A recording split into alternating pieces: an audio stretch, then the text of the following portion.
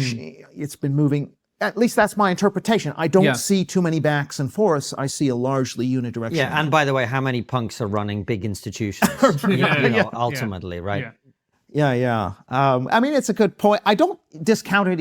It's not impossible. And maybe the left liberal juggernaut has come to the end of the line after 100 years, and maybe it'll die on the hill called trans. I mean, maybe it's just become so absurd that enough people see it, and that starts the sort of movement back in the other direction after 100 years. So that's possible. But if I just look at the attitudes of the kind of Zoomers in the surveys that we see, I mean... Have you got more data stuff to share with us from the Zoomers? Is there anything else you can tell us? Well, I mean, we can take the FIRE survey, 55,000 student surveys. Should somebody who thinks abortion should be banned be allowed to speak on campus? 55,000 students are asked this. It's a representative sample. Yeah, it leans to the top 20% perhaps of the student population, but still a lot of momentum behind it, and it's just getting more and more extreme. And so that's my worry, is that these long-term trends are not favoring anti-woke. Racists are the new homosexuals, is what you're saying.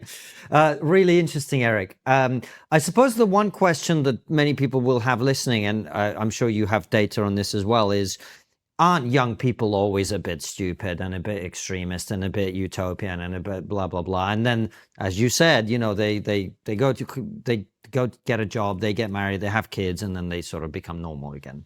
Right. Well, yeah, and I guess the retort to that is to say, well, we can look at 18-year-olds in 1980, 1990, 2015, 2020, and comparing an 18-year-old in even 2000 to 2016, asking them the same questions that we put to them in 2000 shows an enormous shift from a pro-free speech orientation, like if people should be allowed to say something offensive.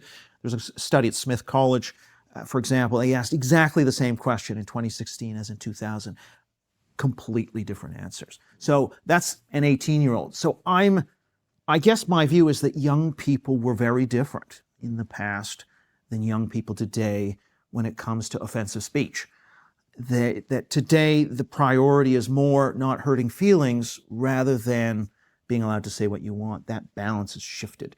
And as they take those mores into the workplace, I think they're going to change society. I think it'll be massive. And we've really got to try and turn this around at the school level when they're young. That's when you've got to get them. Whereas the cultural socialists have got to them